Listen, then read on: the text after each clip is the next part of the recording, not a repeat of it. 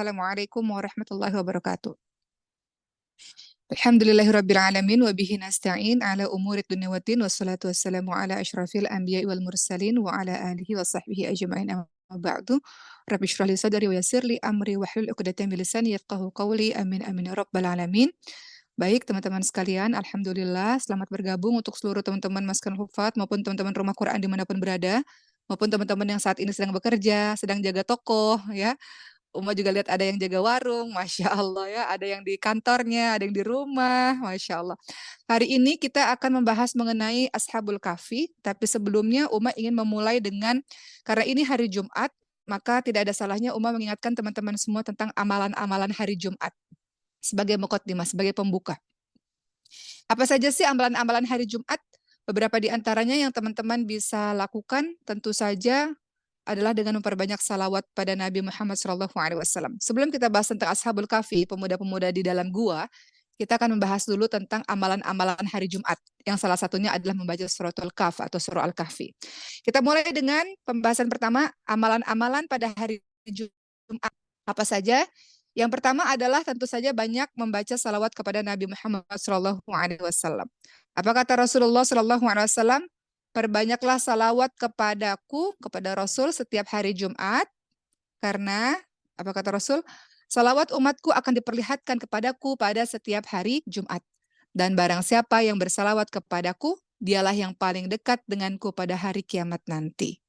Jadi salah satu sunnah pada hari Jumat adalah memperbanyak bersalawat kepada Nabi Muhammad SAW. Karena siapa yang paling banyak salawat, maka dia yang paling dekat kepada Nabi Muhammad SAW pada hari kiamat nanti. Dan juga dalam sebuah hadis riwayat Bukhari Muslim dijelaskan ketika ada seorang sahabat bertanya kepada Nabi, ya Nabi, ya Rasulullah, kami telah mengetahui bagaimana kami harus mengucapkan salam kepadamu. Namun bagaimanakah kami bersalawat kepadamu? Cara bersalawat itu bagaimana? Nah, kemudian Nabi Muhammad SAW menjawab, caranya adalah dengan mengatakan Allahumma sholli ala Muhammad, atau teman-teman boleh tambah Sayyidina Muhammad, wa ala ali Muhammad kama shallaita ala Ibrahim wa ala ali Ibrahim innaka Hamidum Majid. Allahumma barik ala Muhammad wa ala ali Muhammad kama barakta ala Ibrahim wa ala ali Ibrahim innaka Hamidum Majid. Atau teman-teman boleh tambah Sayyidina ya. Ini disebutkan dalam dalam hadis riwayat Bukhari Muslim. Jadi teman-teman boleh bersalawat Allahumma shalli wa sallim wa barik alaihi, atau salawat apapun termasuk salawat yang tadi sudah Uma bacakan dalam hadis riwayat Bukhari Muslim. Jadi yang pertama, amalan hari Jumat adalah memperbanyak salawat. Kalau Uma boleh cerita sedikit, Uma mengkhususkan hari Jumat adalah hari banyak berkontribusi untuk agama. Uma jadikan hari Jumat, teman-teman semua, ini sekedar cerita saja, di antara hari-hari lain, hari Jumat ini adalah hari Uma dakwah ya di Katupat ini maupun nanti sore di Maskan Hufat. Hari Jumat pula Uma mengajar di beberapa halaqah-halaqah Quran. Hari Jumat ini juga Uma banyak belajar ya dengan para guru-guru. Jadi hari Jumat ini khusus adalah hari untuk banyak beribadah dibanding dengan hari-hari lainnya. Nah, begitu pula dengan teman-teman semua dan begitu pula ajaran dalam agama ini bahwa hari Jumat ini hari yang sangat spesial. Jadi salah satu ibadah yang kita bisa lakukan adalah memperbanyak salawat. Kedua, memperbanyak doa. Memperbanyak doa di hari Jumat. Nah, salah satu waktu mustajabnya berdoa itu adalah di hari Jumat. Bayangin teman-teman kalau di hari Jumat teman-teman sudah melakukan banyak amal soleh, secara kegiatan sudah mendorong doa kita dikabulkan, secara hari atau secara waktu juga adalah mustajabnya doa. Apa kata Rasulullah? Di hari Jumat ya, ketika Rasulullah membicarakan mengenai hari Jumat, di dalam hari Jumat itu terdapat waktu jika seorang muslim berdoa ketika itu pasti diberikan apa yang dia minta. Kemudian secara umum ya disebutkan oleh beberapa pendapat, waktu itu kapan sih? Hari Jumat tuh waktu spesifiknya kapan Allah Subhanahu wa taala mengabulkan doa? Kemudian beberapa pendapat mengatakan yaitu waktu tersebut, waktu yang mustajabnya doa di hari Jumat adalah ketika imam naik mimbar sampai sholat Jumat selesai. Ada juga pendapat yang mengatakan hari Jumat mustajabnya doa pada saat ya, ada sebuah hadis yang mengatakan dalam 12 jam hari Jumat ada satu waktu jika seorang muslim meminta sesuatu pada Allah pasti Allah kabulkan, yaitu carilah waktu di waktu setelah asar. ba'dal 'ashr.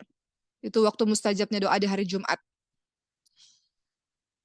Kemudian pendapat yang berikutnya ada juga yang mengatakan ba'da 'ashr, yaitu setelah asar, namun di akhir-akhir, ya, ba'da asar yang di akhir-akhir.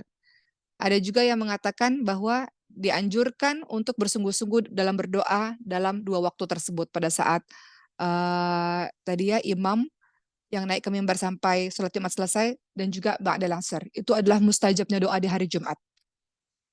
Jadi amalan yang bisa teman-teman lakukan di hari Jumat banyak-banyak berdoa. Sebentar lagi nih kan sholat Jumat kan, nah teman-teman banyak berdoa. Nanti asar, ba'dal asar sampai maghrib banyak-banyak berdoa. Itu adalah waktu-waktu mustajabnya dalam berdoa di hari Jumat. Ketiga, apalagi amalan sunnah yang teman-teman bisa lakukan di hari Jumat? Membaca surah Al-Kahfi, suratul Kahf. Apa kata Rasulullah SAW? Barang siapa membaca surah Al-Kahfi pada hari Jumat, maka ia akan disinari oleh cahaya di antara 2 Jumat. Atau dalam lafaz lain, disebutkan, barang siapa yang membaca surah Al-Kahfi pada malam Jumat, maka dia akan mendapatkan cahaya antara dirinya dan rumah yang mulia, yaitu kota Mekah. Jadi sunnah ya, atau sesuatu yang dianjurkan adalah membaca surah Al-Kahfi di malam Jumat maupun di hari Jumat.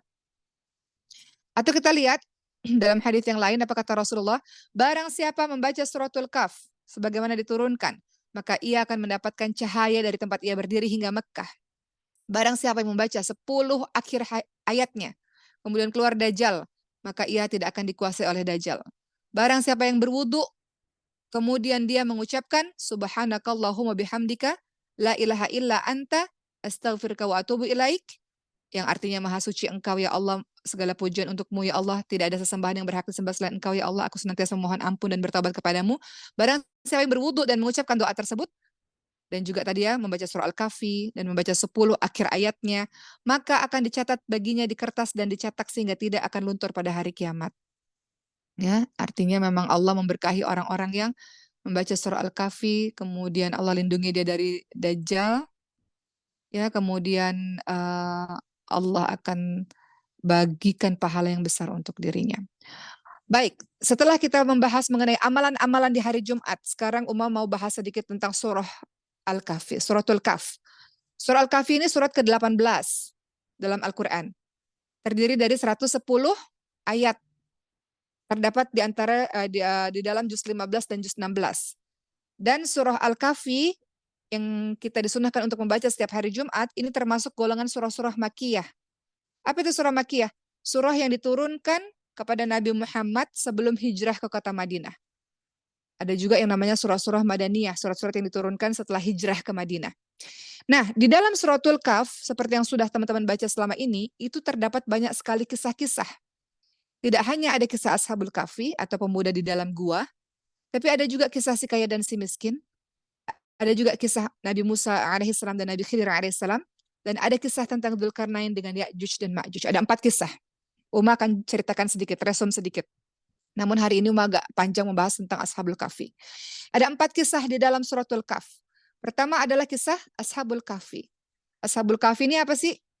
Seperti yang teman-teman tahu, 7 pemuda bersama dengan seekor anjing yang tertidur selama 309 tahun di dalam gua. Itu Ashabul Kahfi. 7 pemuda bersama seekor anjing tidur di dalam gua selama 309 tahun. Kenapa mereka tidur dalam gua secara singkatnya? Karena mereka menolak menyembah berhala. Karena mereka mengungkapkan keimanan mereka di depan raja yang pada saat itu memerintahkan mereka untuk menyembah berhala. Kisah Ashabul Kahfi ini teman-teman bisa lihat dalam surah Kahfi ayat 9 sampai 26. Suratul Kahf ayat 9 sampai 26 menceritakan Ashabul Kahfi. Nanti di Qur'annya boleh tuh ditulis-tulis pakai pensil tuh boleh ya supaya kita tadabbur Qur'annya. Kemudian kisah kedua, ternyata dalam suratul Kahf nggak hanya ada kisah mengenai Ashabul Kahfi yang terlihat dalam suratul Kahf ayat 9 sampai 26, tapi juga ada kisah antara si kaya dan si miskin. Si kaya dan si miskin pemilik 2 kebun ya. Dalam suratul Kahf ayat 32 sampai 44. Apa ceritanya? Si kaya dan si miskin ini cerita tentang apa? Dalam suratul Kahf ayat 32 sampai 44. Dalam suratul Kahf ayat 32 sampai 44 ini menggambarkan 2 orang. Yang satunya adalah mukmin yang selalu bersyukur kepada Allah Sementara yang satu lagi adalah orang yang kaya namun sombong luar biasa. Maka dalam kisah ini Allah mengajarkan bahwa jadilah orang yang rendah hati, yang penuh dengan syukur karena kekayaan itu milik Allah. Allah bisa kasih, Allah bisa hancurkan. Allah bisa kasih, Allah bisa ambil harta kekayaan itu. Jadi kisah yang kedua dalam suratul Kahf adalah tentang si kaya dan si miskin atau pemilik dua kebun. Nanti dibaca dan tadabur lagi. Karena Uma nggak bacain kisah ini hari ini. Kita akan baca surah Al-Kahfi pada hari ini. Suratul Kahf yang tentang Ashabul Kahfi. Ketiga, di dalam suratul Kahf atau surah Al-Kahfi, ada kisah berikutnya yang ketiga, yaitu kisah Nabi Musa alaihissalam dengan Nabi Khidir alaihissalam. Ada dalam suratul Kahf atau surah Al-Kahfi ayat 60 sampai 82. Ayat 60 sampai ayat ke-82. Kisahnya tentang apa? Secara garis besar, kisah Nabi Musa dan Nabi Khidir alaihissalam ini mengajarkan tentang perbedaan antara pengetahuan dan kebijaksanaan. Beda antara orang pintar dan orang yang bijaksana. Allah Subhanahu wa taala memberikan Nabi Musa pengetahuan, kecerdasan, kepintaran. Sementara Allah Subhanahu wa taala memberikan Nabi Khidir kebijaksanaan. Beda teman-teman semua. Kenapa? Karena dalam kisah ini nantinya akan menunjukkan bahwa manusia yang pintar dan cerdas sebenarnya tidak selalu bisa memahami hikmah di balik peristiwa-peristiwa yang terjadi dalam hidup mereka, kecuali disertai dengan yang namanya kebijaksanaan. Jadi cerdas saja nggak cukup, tapi harus disertai dengan kebijaksanaan. Itu garis besar lah tentang kisah Nabi Musa dan Nabi Khidir. Nanti kita akan bahas di pertemuan berikutnya. Keempat, di dalam suratul Kahf, surah Al-Kahfi, dalam surah Al-Kahfi ayat 83 sampai 99, 83 sampai 99, dalam suratul Kahf ada kisah yang keempat, yaitu kisah Dzulkarnain dengan Ya'juj dan Ma'juj. Siapa itu Dzulkarnain? Seorang pemimpin yang diberikan kekuasaan oleh Allah untuk menegakkan keadilan dan melindungi orang-orang yang tertindas. Itu Dzulkarnain ya teman-teman semua. Di sini diajarkan bahwa kekuasaan yang kita miliki, power, kekuatan yang kita miliki harus digunakan untuk kebaikan dan keadilan. Itu secara garis besar. Jadi ada 4 kisah di dalam suratul Kahf. Hari ini kita hanya bahas satu kisah saja, yaitu Ashabul Kahfi. Apa itu Ashabul Kahfi? Pemuda dalam gua. Uma akan ceritakan kisah ini, nanti di akhir kita akan belajar hikmah-hikmahnya.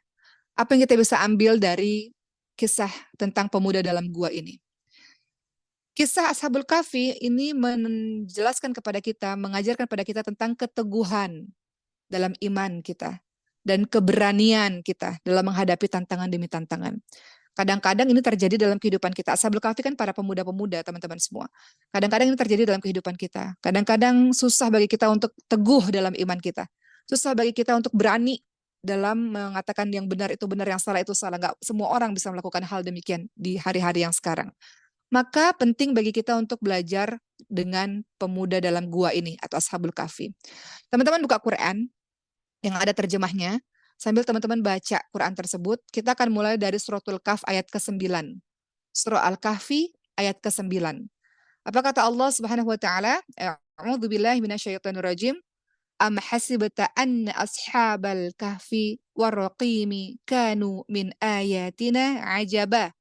Dalam suratul Kahf ayat 9. Apa kata Allah? Kamu mengira bahwa orang-orang yang mendiami gua yang memiliki rokim, nanti menjelaskan rokim itu apa, mereka termasuk tanda-tanda kekuasaan kami yang mengherankan. Ini kisah ini sesuatu yang mengherankan bagimu. Maka dari ayat ini kita bisa lihat Al-Kahfi itu gua di gunung ya teman-teman semua. Ar-Roqim itu ada yang mengatakan nama gunung yang terdapat dalam gua. Atau ada yang berpendapat Ar-Roqim yang disebutkan dalam suratul Kahf ayat 9 tadi.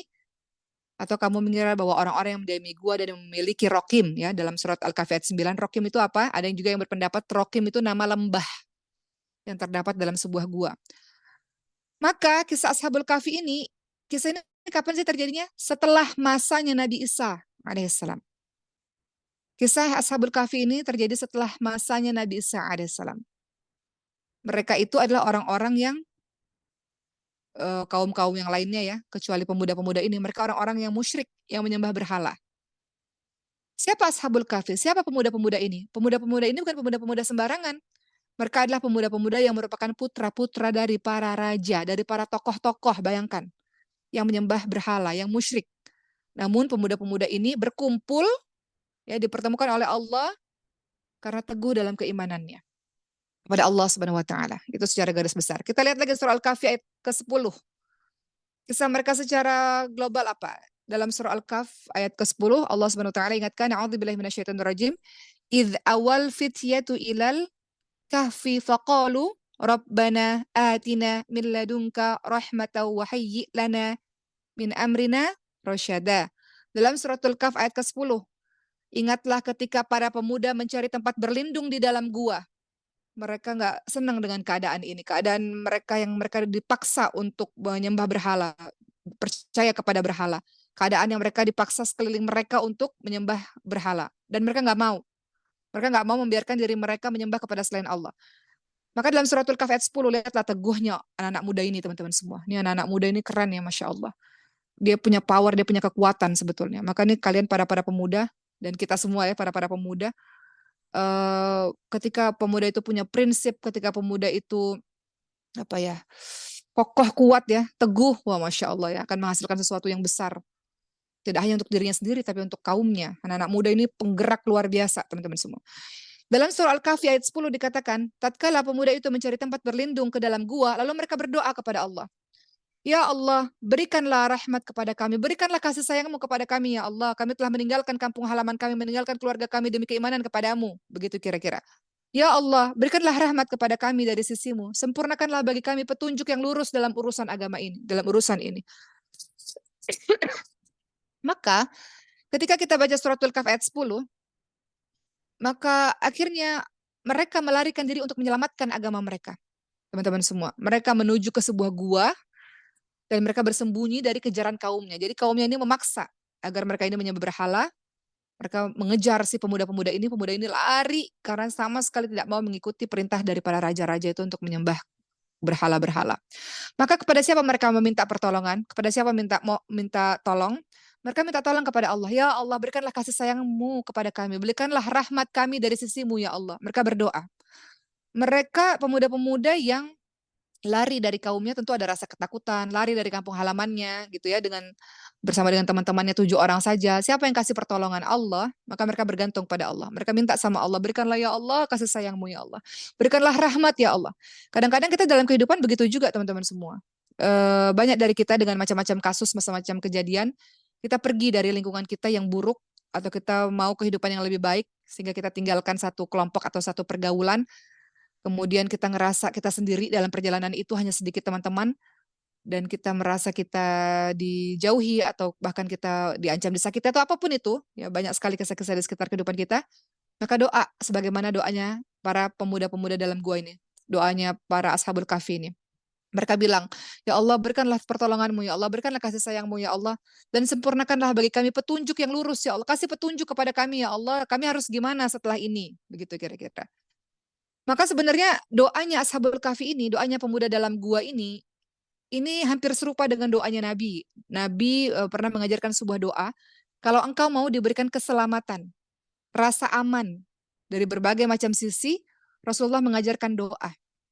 Apa doanya? Dalam hadis surat Ahmad dikatakan doanya, Allahumma ahsin aqibatana fil umuri kulliha wa ajirna min khizyi dunya wa adabil akhirah. Doa ini adalah doa yang diajarkan oleh Rasulullah SAW. Allahumma ahsin akibatana fil umuri kulliha wa ajarna min khizyid dunya wa adabil akhirah. Doa kalau kita mau minta keamanan, keselamatan. Kalau kita rasa kita takut, kalau rasa kita dalam keadaan yang tidak aman, baca doa ini. Kata Rasulullah, ya Allah, baguskanlah setiap akhir urusan kami, ya. Artinya apa? Jadikanlah setiap urusan kami ini baik ya Allah, dan selamatkanlah kami dari kebinasaan dunia. Kebinasaan dunia itu kejahatan dari mana-mana. Kadang-kadang ada orang yang berbuat jahat pada kita, entah bagaimana caranya. Dengan cara fitnah, dengan cara mengata-ngatai, dengan cara melukai. Macam-macam. Ya, melukai hati, melukai perasaan, melukai fisik, macam-macam. Maka penting doa ini untuk dibaca. Ya Allah, jadikanlah setiap urusan kami baik, dan jadikanlah amalan kami ini baik. amalan yang diridhoi olehmu, tetapkanlah kami terus dalam keadaan yang baik hingga kami kembali kepadamu dalam keadaan yang baik. Begitu. Kemudian ada kalimat, dan selamatkanlah kami dari kebinasaan dunia. Selamatkanlah kami dari musibah, ya Allah, dari berbagai macam fitnah, dari berbagai macam kejelekan, dari berbagai macam kehinaan. Teman-teman, jangan teman-teman merasa bahwa, oh aku sudah hafal Quran, oh aku tinggal di lingkungan yang soleh, Masya Allah. Lantas teman-teman merasa teman-teman akan aman. Nggak juga. Kadang-kadang Allah hadirkan berbagai macam ujian datang ke kehidupan teman-teman semua untuk membuat teman-teman nggak selamat. Mungkin dengan cara-cara macam-macam. Kadang-kadang Allah hadirkan, ini karena ini banyak anak-anak muda ya. Kadang-kadang Allah hadirkan seseorang yang akhirnya kita jatuh cinta kepadanya. Ini agak contohnya agak jauh, tapi ini terjadi dalam kehidupan anak-anak muda ya. Ketika dia jatuh cinta, yang tadinya dia fokus baca Quran, dia fokus hafal Quran, dia fokus dalam beragama, dia fokus taat kepada Allah Subhanahu wa taala. Ketika dia jatuh cinta, hilang konsentrasinya. Kemudian akhirnya semakin jauh, semakin jauh, semakin jauh, akhirnya dia jauh daripada Allah Subhanahu wa taala. Musibah terjadi kepada dirinya. Kehinaan, kejelekan terjadi kepada dirinya. Dia nggak kuasa untuk melawannya karena dia akhirnya juga menyukai seseorang itu misalnya. Itu salah satu ujian yang datang dalam kehidupan lewat jalur apa ya, jalur jatuh cinta tiba-tiba gitu ya, atau seiring berjalannya waktu jadi jatuh cinta, jadi lupa dengan Qur'annya. Ini terjadi pada salah seorang kaum muslimin di zaman dulu ketika pada saat itu namanya kalau nggak salah Abdurrahman bin Abdah kalau nggak salah. Beliau seorang penghafal Quran dan kemudian bersama dengan barisan orang-orang Muslim lainnya yang kemudian melawan orang Romawi. Tapi di tengah perjalanan jatuh cinta dengan seseorang. Cinta itu membuat akhirnya dia nggak berkuasa atas apapun, teman-teman semua. Orang jatuh cinta tuh nggak konsentrasi loh. Nggak konsentrasi dengan Qurannya, nggak konsentrasi lagi dengan ibadahnya, selalu pengen bersama dengan orang yang dicintainya. Makin lama makin jauh dari barisan orang-orang soleh ini. Akhirnya dia lepas dari barisan itu. Jadi doa ini penting. Jadi kita jangan berpikir selamat itu, oh karena saya mau disiksa atau mau dilakukan kekerasan secara fisik. Enggak, kita minta sama Allah keselamatan dari berbagai macam hal. Tidak hanya keselamatan dari kejahatan seperti itu, tapi kejahatan yang lain-lain ya, musibah, berbagai macam tipu daya, kejelekan, kehinaan yang kadang-kadang kita nggak kuasa untuk melawannya, gitu teman-teman semua. Dan kemudian penggalan doa terakhir apa? Wa'adzabil akhirah, selamatkanlah kami dari seluruh siksa di akhirat. Jadi ini salah satu doa yang boleh teman-teman ucapkan untuk mendapatkan keselamatan. Kembali kepada kisah Ashabul Kahfi, teman-teman lihat dalam surah Al-Kahfi ayat 11. Apa yang terjadi kepada mereka? Kok bisa 309 tahun tidur gak bangun-bangun? Karena Allah Subhanahu wa taala berfirman dalam surat Al-Kahf ayat 11, kami tutup telinga mereka beberapa tahun dalam gua itu. Artinya apa? Allah tidurkan mereka dengan tidur yang pulas. Gak bisa dibangunin oleh suara-suara. Allah tutup telinga mereka. Ada suara apapun mereka gak bangun-bangun. Ya, sebagaimana kalau kita betul-betul lelap, mau diteriakin di kuping ini nggak kebangun-bangun. Begitu pula Allah tutup telinga-telinga para ashabul kahfi ini di dalam gua bertahun-tahun supaya tidak bangun ya sampai waktu yang ditentukan. Teman-teman lihat lagi dalam suratul kahfi, surah Al-Kahfi ayat ke-12. Lalu kami bangunkan mereka setelah 309 tahun Allah bangunkan mereka agar kami mengetahui manakah di antara kedua golongan itu, mereka akhirnya terpecah satu sama lain yang lebih tepat dalam menghitung berapa lama mereka tinggal dalam gua. Setelah mereka bangun, kemudian mereka saling bertanya satu sama lain, terpecah di antara mereka. Kita ini tidur udah berapa lama ya? Ada yang mengatakan sehari, mungkin 2 hari, mungkin setengah hari. Jadi mereka nggak sepakat ya, kita tidur berapa lama nih kira-kira gitu. Mereka tidak sadar bahwa mereka telah tidur 309 tahun. Kemudian teman-teman semua, apa yang terjadi berikutnya? Teman-teman lihat dalam surah Al-Kahfi ayat ke-14. Flashback sedikit. Apa kata Allah? Dan kami meneguhkan hati mereka di waktu mereka berdiri, lalu mereka berkata. Jadi ini Allah flashback, Allah ceritakan lagi ketika mereka masih di kampung halaman mereka. Allah teguhkan hati mereka, Allah berikan keberanian kepada pemuda-pemuda ini. Berdiri di hadapan para raja dan pemuda ini mengatakan, Rob kami adalah Allah. Rob kami adalah Rob seluruh langit dan bumi. Kami sekali-kali tidak menyuruh Rob selain dia. Kami tidak menyembah kepada selain dia. Sesungguhnya kami kalau demikian telah mengucapkan perkataan yang amat jauh dari kebenaran. Ya, jadi kalau kami mengucapkan, kami mengikuti apa yang kau suruh, kami mengucapkan perkataan yang amat jauh dari kebenaran. Jadi Allah Subhanahu wa taala menjelaskan di sini sebelum akhirnya mereka pergi ke dalam gua dan tidur dalam gua, mereka Allah berikan kesabaran, Allah berikan keberanian, Allah berikan kekuatan. Siapa coba di zaman sekarang yang sanggup berdiri di hadapan para pemimpin dan mengatakan berlawanan ya dengan keinginan daripada pemimpin, misalnya sang pemuda dalam gua ini mengatakan sesungguhnya Rabb kami adalah Allah, ketika raja mengatakan suruh menyembah kepada berhala. Jadi mereka dikuatkan oleh Allah Subhanahu wa taala. Jiwa mereka teguh, kokoh pendiriannya. Nggak mudah loh teman-teman semua mendapatkan ciri atau karakteristik anak-anak muda seperti itu di zaman sekarang. Mereka meninggalkan kampung halamannya, mereka meninggalkan kenikmatannya demi menyelamatkan agama mereka. Sebelumnya raja itu bertanya kepada mereka tentang keyakinannya mereka. Mereka menjawab dengan teguh, dengan mantap, dengan yakin bahwa Tuhan mereka adalah Allah Subhanahu wa taala. Makanya ayat tersebut mengatakan, dan kami meneguhkan hati mereka. Allah teguhkan hati mereka. Di waktu mereka berdiri di depan raja, dan mereka mengatakan, Rabb kami adalah Rabb seluruh langit dan bumi. Teman-teman lihat lagi dalam suratul Kahf ayat ke-15. Surah Al-Kahfi ayat 15. Apa yang terjadi berikutnya? Ini adalah pengingkaran. Pemuda-pemuda yang hebat ini, yang kokoh pendiriannya ini, yang teguh pendiriannya ini dalam kesyirikan. Pengingkaran, mengingkari kesyirikan. Apa kata mereka dalam surah Al-Kahfi ayat 15? Kaum kami telah menjadikan Allah sebagai Tuhan-Tuhan untuk telah menjadikan selain Allah menjadi Tuhan-Tuhan untuk disembah. Dan kemudian mereka mengatakan berikutnya, siapa yang lebih zalim daripada orang-orang yang mengada-ngadakan kebohongan terhadap Allah. Jadi mereka mengingkari, mereka melawan itu. Ya, teman-teman semua, dengan keberanian mereka, mereka mengingkari pada kesyirikan kaumnya mereka. Kemudian dalam suratul Kahf ayat 16, kita agak bahas sedikit ya tentang ini, nanti kita bahas hikmah-hikmahnya. Akhirnya mereka mengasingkan diri demi menyelamatkan agama mereka. Mengasingkan diri demi menyelamatkan agama mereka. Kalau kita lihat dalam kehidupan kita sekarang, teman-teman semua, mungkin karena kita mayoritas Islam, jadi nggak terlalu ekstrem cerita-cerita ya. Tapi di Masjidil Hufaz juga sempat ada ada beberapa 1-2 orang. Akhirnya ketika memeluk agama Islam, akhirnya mereka mengasingkan diri, mereka keluar dari rumah ya untuk menyelamatkan agama mereka dan tinggal di Masjidil Hufaz untuk para mualaf misalnya. Atau teman-teman semua, ketika teman-teman semua berada dalam rumah yang tidak kondusif, di dalam rumah adalah orang-orang yang banyak maksiat, orang-orang yang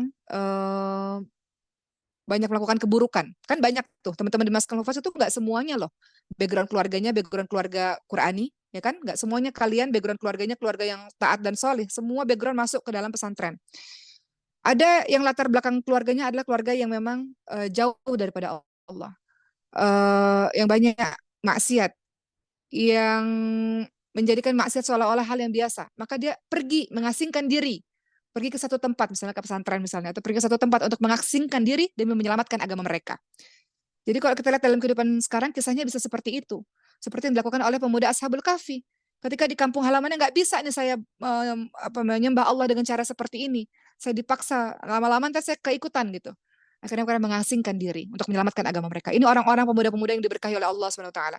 Karena keluar dari kampung halaman atau keluar dari rumah bukan sesuatu yang mudah gitu ya, meninggalkan keluarga, meninggalkan kenyamanan demi menyelamatkan agama. Maka dalam surah Al-Kahfi ayat 16, teman-teman semua, dikatakan, dan apabila kamu meninggalkan mereka dan apa yang mereka sembah selain Allah, maka carilah tempat berlindung ke dalam gua. Jadi Allah bilang, kalau kamu mau meninggalkan karena suasananya udah gak kondusif lagi, cari perlindungan ke tempat yang lain. Cari engkau berlindung ke dalam gua. Niscaya Rabbmu akan melimpahkan sebagian rahmatnya. Allah akan tolong engkau.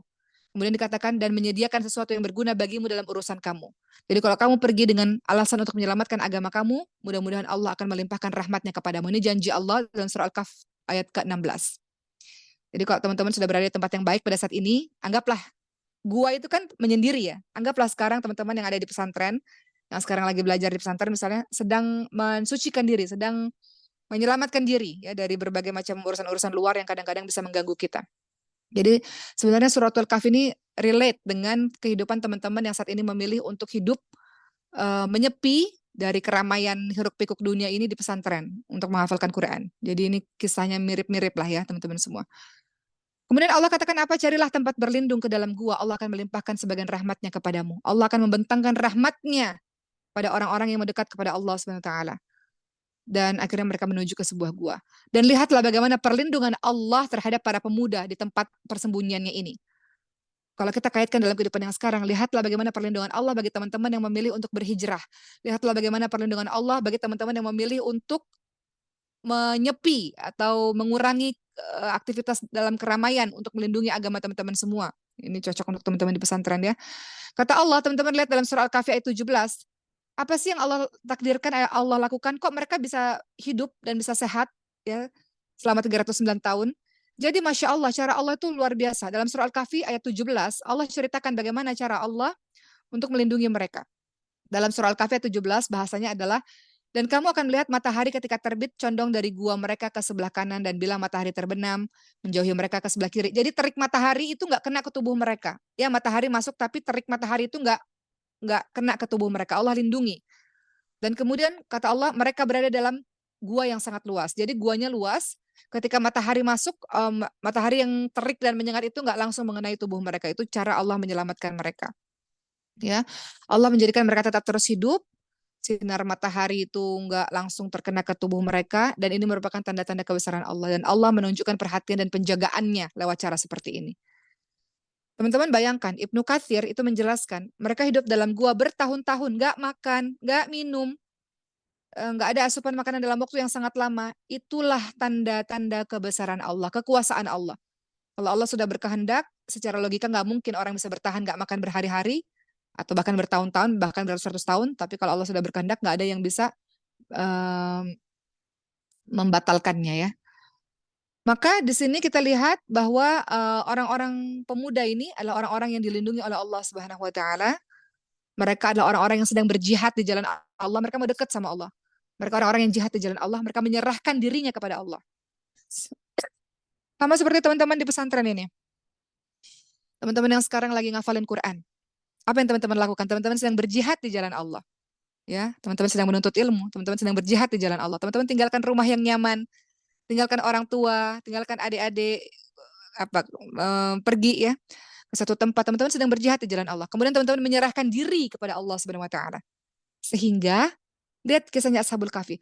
Allah bersikap lembut dan menolong mereka. Allah menunjuki mereka untuk mencapai kemuliaan. Nanti Allah selamatkan Ashabul Kahfi ini. Jadi Allah saat ini sedang menolong teman-teman semua. Allah bersikap lembut kepada teman-teman semua. Allah menunjukkan jalan untuk kalian mencapai kemuliaan. Gitu teman-teman semua.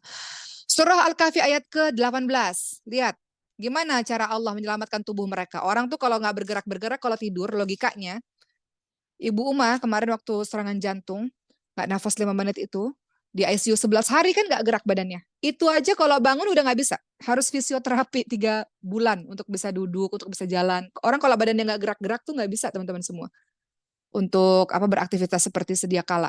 Tapi lihat bagaimana cara Allah menyelamatkan para pemuda dalam gua ini. Dalam surah Al-Kahfi ayat 18 Allah ceritakan, dan kamu mengira mereka itu bangun padahal mereka tidur. Mereka tidur. Dan kami bolak-balikkan mereka ke kanan dan ke kiri. Jadi Allah bolak-balikkan badannya. Kemudian Allah jelaskan, sedangkan ada anjing, mereka punya anjing ya teman-teman semua, tapi anjingnya ada di pintu gua. Ini menunjukkan anjing tidak boleh masuk ke dalam rumah. Di sini dikatakan, dan kami bolak-balikkan badan mereka kanan dan kiri, dan anjing mereka mengunjurkan kedua lengannya di muka pintu gua. Ya.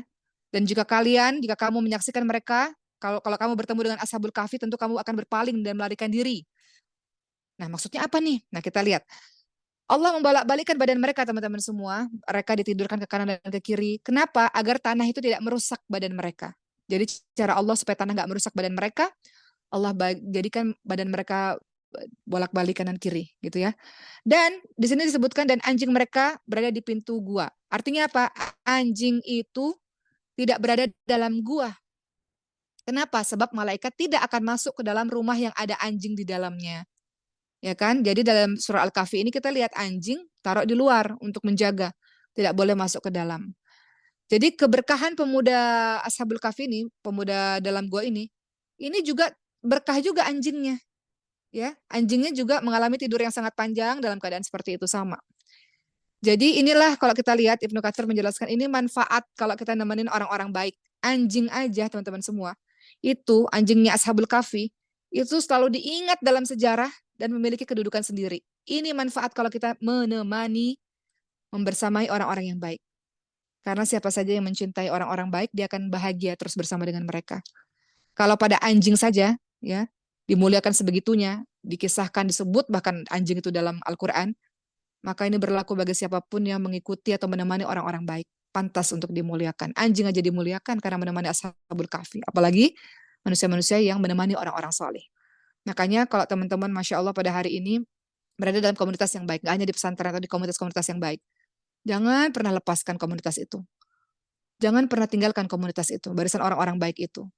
Engkau tuh belum baik. Uma ini nggak baik. Tapi Uma pengen jadi orang baik. Caranya gimana? Bergaul dengan orang-orang baik. Sama seperti teman-teman semua. Kita ini belum baik. Belum teman-teman semua. Allah paling tahu siapa sesungguhnya diri kita ini. Dosa-dosa yang kita buat selama ini. Allah tahu apa-apa dosa yang kita sembunyikan mati-matian. Kita belum baik. Maka dengan kita berteman dengan orang-orang baik, setidaknya mudah-mudahan kita kecipratan kemuliaan itu. Gitu ya. Dan di sini dikatakan, dan jika kamu menyaksikan mereka, tentu kamu akan berpaling dari mereka karena kamu takut ya. Maksudnya apa? Jika orang-orang di masa itu melihat Ashabul Kahfi, mereka pasti dipenuhi rasa takut. Kenapa? Karena pemuda-pemuda Ashabul Kahfi itu dilingkupi aura-aura kewibawaan. Allah berikan aura kewibawaan. Jadi nggak ada seorang pun yang melihat mereka pada saat mereka tidur itu kecuali akan melarikan diri. Yang nggak mau gitu. Maka Ibnu Katsir menjelaskan nggak ada seorang pun yang mendekati Ashabul Kahfi, nggak ada yang menyentuh mereka sampai akhirnya Allah tentukan kapan mereka bangun gitu. Karena aura kebijaksanaan yang mereka. Jadi pemuda itu, bijaksana itu bukan ditentukan oleh usia ya. Kebijaksanaan, aura kesolehannya tidak berdasarkan usia, tapi berdasarkan bagaimana hubungan dia dengan Allah Subhanahu Wa Taala. Baik, berikutnya, terakhir sebelum kita bicara tentang hikmah teman-teman semua, teman-teman lihat dalam surah Al-Kahfi ayat ke-19. Kemudian mereka bangun, akhirnya setelah 309 tahun, kemudian mereka berkata, kita udah berapa lama ya? Kemudian akhirnya mereka menyuruh salah seorang teman mereka, coba pergi ke pasar. Pergi ke pasar, beli makanan, nih kita ada sedikit uang. Ya kamu berlemah lembut dengan orang-orang di sana, jangan ceritakan keadaan kita. Nanti mereka akan membunuh kita atau mereka akan memusuhi kita. Dan kemudian nanti ketahuan kita ini udah berapa lama gitu ya kira-kira. Akhirnya salah seorang dari antara mereka pergi beli roti dan orang-orang di sana kaget karena uangnya itu bukan uang di zaman sekarang. Dari uangnya Ashabul Kahfi ini kemudian ketahuan bahwa mereka telah hidup 309 tahun. Setelah menceritakan kejadian yang sebenarnya kepada beberapa orang, akhirnya Ashabul Kahfi ini akhirnya meninggalkan dunia untuk selama-lamanya, meninggal dunia, kembali kepada Allah setelah ternyata 309 tahun, zaman sudah berubah, pemerintahan sudah berubah, semua orang-orang sudah memeluk agama Allah, sudah beriman kepada Allah Subhanahu wa taala. Jadi itu tentang kisah Ashabul Kahfi. Adapun 309 tahun, teman-teman bisa lihat dalam surah Al-Kahfi ayat ke-20. Kata Allah dalam surah Al-Kahfi, maaf ya, surah Al-Kahfi ayat ke berapa nih? Ayat ke 25 ya. Al-Kahfi ayat ke-25. Dan mereka tinggal dalam gua selama 309 tahun. 300 tahun ditambah dengan 9 tahun. 309 tahun. Baik, singkatnya, setelah kita mempelajari kisah Ashabul Kahfi, apakah hikmah atau manfaat dari kita mempelajari kisah ini? Pertama, pelajaran dari kisah Ashabul Kahfi adalah kita sadar bahwa pemuda cenderung lebih cepat dalam menerima dakwah dibanding usia-usia lainnya. Pemuda itu cenderung lebih cepat dalam menerima dakwah. Ya, Allah menyebutkan, kata Imam Ibnu Katsir rahimahullah, Allah menyebutkan bahwa para penghuni gua ini adalah para pemuda. Kenapa? Karena pemuda adalah orang yang paling cepat menerima kebenaran. Pemuda itu paling lurus dalam menempuh jalan. Pemuda itu dibanding dengan orang-orang yang sepuh, yang banyak salah, yang jauh terjerumus, pemuda itu adalah orang yang bersegera dalam kebaikan. Itu pemuda. Dia punya energi yang kuat untuk bersegera dalam kebaikan. Ya, begitulah teman-teman semua. Jadi bersyukurlah kepada kita, kepada teman-teman semua yang Allah anugerahi usia-usia muda. Karena biasanya para pemuda ini punya semangat yang membara, dan salah satu semangat yang membara itu bisa membawa dia menuju kepada Allah. Jadi hikmahnya adalah pemuda itu lebih cepat dalam menerima dakwah, cepat dalam menerima kebaikan. Kedua, apa yang kita bisa lihat dari cerita Ashabul Kahfi? Hati orang-orang beriman akan berkumpul dengan orang yang sama-sama beriman. Sama-sama klik istilahnya. Iya enggak? Hati orang-orang beriman, 7 pemuda ini kan orang yang tadinya tidak saling kenal. Allah satukan mereka. Teman-teman ingat enggak? Ya, ada sebuah hadis dalam hadis riwayat Bukhari, Muslim disebutkan, ruh itu adalah bala tentara yang berlimpah dan masing-masing ada kesesuaian dalam hal kebaikan dan keburukan. Yang sesuai, ya, yang sudah saling kenal, yang cocok ruh-ruh itu, mereka akan bersatu. Yang nggak cocok ruh-ruh itu pasti akan berpisah. Artinya apa? Pencinta Quran dikumpulin sama-sama pencinta Quran. Orang-orang yang mau hijrah dikumpulin sama orang-orang yang sesama hijrah. Gitu. Jadi ruh itu tabiatnya adalah yang sudah saling kenal, yang saling cocok, dia akan menyatu. Yang nggak saling kenal, dia nggak akan menyatu. Begitu.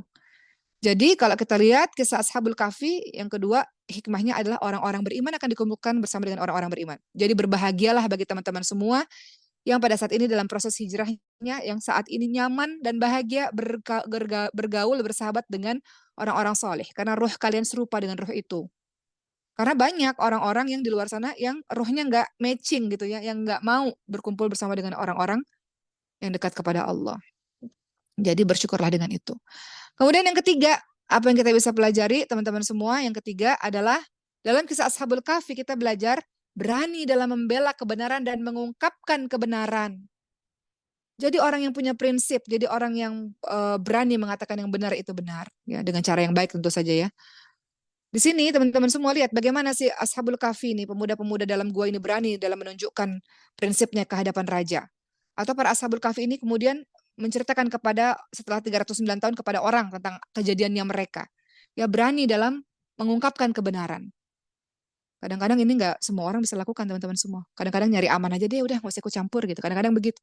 Padahal kalau kita lihat dari Ashabul Kahfi, mereka adalah orang-orang yang berani dalam membela kebenaran. Terakhir, dari kisah Ashabul Kahfi, dari kisah pemuda-pemuda dalam gua ini, maka kita diperintahkan untuk mengasingkan diri dan berhijrah demi menyelamatkan agama kita. Ya, diperintahkan untuk mengasingkan diri dan berhijrah demi menyelamatkan agama kita. Tapi jadi ada perintah untuk uzlah. Uzlah itu mengasingkan diri ya. Mengasingkan diri itu demi menyelamatkan diri dari menghindari orang-orang yang toksik misalnya, orang-orang yang maksiat, orang-orang yang melakukan dosa, mengasingkan diri, memisahkan diri. Begitu ya teman-teman semua. Namun bukan berarti mengasingkan diri selamanya. Karena tetap dianjurkan untuk tinggal. Kenapa? Ketika kita tahu ada maslahat besar dan ada potensi untuk bisa berdakwah ke sana. Jadi perintah uzlah menyendiri seperti yang teman-teman lakukan untuk menyelamatkan agama itu teman-teman lakukan. Tapi ada juga perintah untuk tetap bergaul dengan masyarakat untuk berdakwah. Dalam surah Al-Maidah ayat 2 dikatakan wa ta'awanu 'alal birri wat taqwa wa la ta'awanu 'alal itsmi wal 'udwan. Tolong menolonglah kamu dalam mengerjakan kebaikan dan takwa dan jangan tolong menolong dalam berbuat dosa dan pelanggaran. Juga termasuk surah Al-Asr. Ini perintah untuk tetap bergaul. Jangan menyepi, menyendiri di pesantren terus dan nggak berkontribusi kepada masyarakat. Jangan berhijrah diri sendiri demi menyelamatkan agama, tapi nggak bergaul pada masyarakat. Tetap ada perintah untuk bergaul pada masyarakat dalam rangka berdakwah. Umat tutup hari ini dengan surah Al-Asr ayat 1-3. Kata Allah, "A'udzubillahi minasyaitonir rajim wal 'asr innal insana lafi khusr illa alladziina aamanu wa 'amilus shalihati wa tawassaw bil haqq wa tawassaw bis sabr." Demi masa sesungguhnya manusia berada dalam kerugian kecuali mereka yang beriman dan mengerjakan amal salih dan dakwah, saling menasihati dalam kebenaran dan saling menasihati dalam kesabaran. Begitulah, jadi bergaulah sesuai dengan hajat, bergaulah sesuai dengan keperluan. Ya, kalau dikatakan oleh salah seorang ulama, banyak bergaul itu mendatangkan kerugian dunia akhirat kecuali bergaul dengan tujuan-tujuan atau tujuan-tujuan tertentu ya, untuk berdakwah atau untuk membantu orang gitu. Jadi bergaul yang boleh itu misalnya bergaul untuk membantu orang, bergaul untuk apa? Untuk bisa memberikan inspirasi kebaikan kepada banyak orang gitu. Itu bergaul yang diperbolehkan. Bergaul untuk memberikan manfaat kepada orang lain, bergaul untuk mendapatkan energi kebaikan dari orang lain. Begitulah teman-teman semua. Jadi mudah-mudahan ini yang bisa Uma sampaikan, mudah-mudahan ada manfaatnya. Sekarang kalau kita baca surah Al-Kahfi sudah mulai bisa meresapi, bukan hanya sekedar baca, dan setidaknya spirit Ashabul Kahfi ini ada di dalam diri kita, spirit-spirit anak muda yang kembali lagi kepada jalurnya gitu. Kadang-kadang teman-teman semua mau cerita sedikit, kita ini ngerasa kita kokoh, kita kuat, kita solih, kita sudah berada dalam bersama orang-orang baik. Tapi kadang-kadang di tengah perjalanan kita jatuh ke sebuah lubang karena satu dan lain hal. Balik lagi kepada Allah. Salat 2 rakaat, Allah ampuni dosa-dosa kalian. Balik lagi kepada Allah. Kejar Allah lagi. Minta sama Allah, ya Allah, aku rindu dengan masa lalu dulu tuh yang solehnya minta ampun, yang ngajinya rajin. Aku mau kembali ke masa itu, ya Allah. Kadang dalam periode kehidupan kita kan ada masa futur banget, ada masa kita buat dosa besar atau jatuh banget, ada masa kita kan pernah di titik yang soleh banget kan, teman-teman semua. Dan teman-teman pasti akan rindu dengan titik itu, titik di mana teman soleh banget, teman-teman semua sholat malamnya nggak pernah tinggal, khusyuk, penuh dengan tangisan. Kita rindu dengan masa-masa itu. Namun kadang-kadang dalam perjalanan kehidupan kita, kita terjatuh dengan dosa-dosa dan maksiat. Umar nasihat dari rumah sendiri dan minta doa dari teman-teman semua. Maka minta sama Allah sungguh-sungguh dengan tangisan air matamu, minta ya Allah kembalikan aku ya Allah kepada kesolehan yang pernah aku capai di masa itu. Yang pernah aku lakukan, ibadah yang begitu tenang, yang begitu khusyuk yang pernah aku lakukan. Setelah kita jatuh dengan dosa yang sama atau jatuh dengan dosa-dosa yang baru gitu. Jadi mudah-mudahan Ashabul Kahfi mendatangkan pembelajaran untuk teman-teman semua. Miliki spirit Ashabul Kahfi tidak mudah, tapi Ashabul Kahfi memberikan inspirasi besar untuk menjadi pemuda-pemuda yang teguh dalam kebenaran dan pemuda-pemuda yang berani dalam menyampaikan kebenaran, pemuda-pemuda yang istiqamah dengan kebenarannya, dan lihat bagaimana Allah menolong mereka ketika mereka teguh dengan keimanannya. Baik, Alhamdulillah. Ustaz sudah pada hari ini. Semangat untuk teman-teman semua dalam menjalani hari-hari. Hari ini temanya agak lebih sedikit ke kepemudaan, nggak apa-apa ya, ntar besok-besok temanya tentang yang lain-lain ya, tentang pernikahan kayak atau tentang perjodohan dan sebagainya. Tapi hari ini mudah-mudahan spirit pemuda itu bisa terasa di hati teman-teman semua. Terima kasih, selamat menjalani hari Jumat yang penuh dengan keberkahan ini. Sekian dari Umar, mohon maaf lahir batin. Wassalamualaikum warahmatullahi wabarakatuh.